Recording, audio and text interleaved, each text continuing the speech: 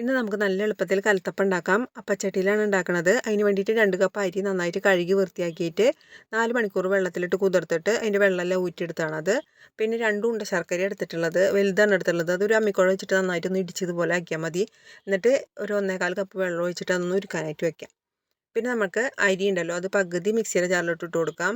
അതിലോട്ട് 1 ടീസ്പൂൺ നല്ല ജീരകവും 4 ഏലക്കായും 2.5 ടീസ്പൂൺ തേങ്ങയും പിന്നെ നമ്മൾ 1 കപ്പ് വെള്ളമാണ് ഈ അരി അരയ്ക്കാൻ എടുക്കുന്നത്. അപ്പോൾ അതിൻ്റെ പകുതിയും കൂടെ ഒഴിച്ചിട്ട് നന്നായിട്ടൊന്ന് അരച്ചെടുക്കുക. ഇത് 2 തവണയായിട്ട് അരച്ചെടുക്കുക കേട്ടോ.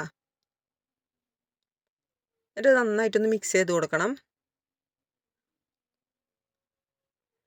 അത് കഴിഞ്ഞിട്ട് നമ്മുടെ ശർക്കര ആ തിളച്ചിരിക്കുന്ന സമയത്ത്, അതായത് നന്നായിട്ട് ഉരുകിയിട്ട് നന്നായി തിളച്ച് ആ ചൂടോട് കൂടി ഇതിലേക്ക് ഒഴിച്ചിട്ട് നന്നായിട്ട് മിക്സ് ചെയ്യുക. ഇങ്ങനെ ഒഴിക്കുമ്പോഴാണ് നമുക്ക് ആ കറക്റ്റ് ആരൊക്കെ കറക്റ്റായിട്ട് വരുള്ളൂ കേട്ടോ. പിന്നെ ഇതിലോട്ടൊരു 1/4 ടീസ്പൂൺ ഉപ്പും ചേർത്ത് കൊടുക്കാം. 1/4 ടീസ്പൂൺ ബേക്കിംഗ് സോഡ അല്ലെങ്കിൽ ബേക്കിംഗ് പൗഡർ, ഇതിലേതെങ്കിലും ഒരെണ്ണം ചേർത്ത് കൊടുക്കാം. ഇത് ചേർത്ത് കൊടുത്തിട്ട് അധികം നേരം വെക്കരുത് കേട്ടോ, പെട്ടെന്ന് തന്നെ ഉണ്ടാക്കണേ. പിന്നെ ഒരു അപ്പച്ചട്ടി ചൂടാകുമ്പോൾ ഒരു 2 ടീസ്പൂൺ നെയ്യും ഏകദേശം 1 ടീസ്പൂൺ വെളിച്ചെണ്ണയും ചേർത്തിട്ട് അതൊന്ന് ചൂടായിട്ട് വരുമ്പോൾ അരമുറി തേങ്ങ കൊത്തിയെടുത്തിട്ട് ഇതുപോലെ ചെറിയ പീസാക്കി മുറിച്ചിട്ട് അതും ഒരു 10 ചുവന്നുള്ളിയും വട്ടത്തിലരിഞ്ഞും കൂടെ ചേർത്ത് ഇതുപോലെ ഗോൾഡൻ കളർ ആകുമ്പോൾ ഇത് കുറച്ച് മാറ്റി വയ്ക്കുക. ബാക്കിയുള്ളതും അതിൻ്റെ ആ എണ്ണയും നെയ്യും ഒക്കെ ഉണ്ടല്ലോ, വെളിച്ചെണ്ണയും നെയ്യും എല്ലാം ഉൾപ്പെടെ നമ്മുടെ മാവിലോട്ട് ഒഴിച്ചു കൊടുക്കാം. എന്നിട്ട് നന്നായിട്ടൊന്ന് മിക്സ് ചെയ്ത് കൊടുക്കാം.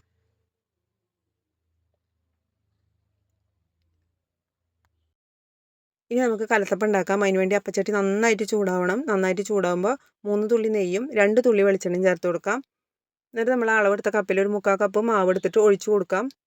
ഒഴിച്ചു കൊടുത്തതിന് ശേഷം തീ കുറച്ച് വെച്ചിട്ട് അടച്ച് വെച്ചിട്ട് വേവിക്കുക. ഒരു 4 മിനിറ്റ് കൊണ്ട് തന്നെ വെന്ത് കിട്ടും. പിന്നെ അതിൻ്റെ മുകളിൽ ഗാർണിഷ് ചെയ്യാൻ വേണ്ടിയിട്ട് എടുത്ത് വെച്ചത് ഇടാൻ മറന്നുപോയി. അപ്പോൾ നിങ്ങൾ ഇടാൻ മറക്കരുത്. ഒരെണ്ണത്തിൽ ഞാൻ മറന്നിട്ടുള്ളൂ, ബാക്കി എല്ലാത്തിലും ഇട്ടിട്ടുണ്ട്.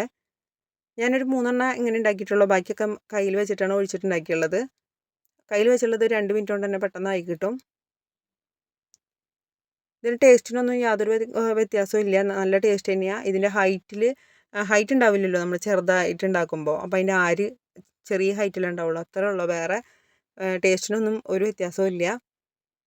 പിന്നെ നമുക്കിത് ഇത്തിരി എളുപ്പത്തിൽ പത്തിരിപ്പൊടി വെച്ചിട്ടുണ്ടാക്കാം. 2 കപ്പ് പത്തിരിപ്പൊടി എടുക്കുക. അതിന് 1 ടീസ്പൂൺ മാറ്റിയിട്ട് 1 ടീസ്പൂൺ ചോറും കൂടെ ചേർത്തരച്ച് ബാക്കിയെല്ലാം ഇതുപോലെ ഉണ്ടാക്കിയെടുക്കുക. ഇത്തിരി സോഫ്റ്റ് ആയിരിക്കും അത്. കണ്ടോ, നല്ല അടിപൊളിയായിട്ട് കിട്ടിയിട്ടുണ്ട്. അപ്പോൾ ഇഷ്ടപ്പെട്ട എല്ലാവരും ഉണ്ടാക്കി നോക്കണേ.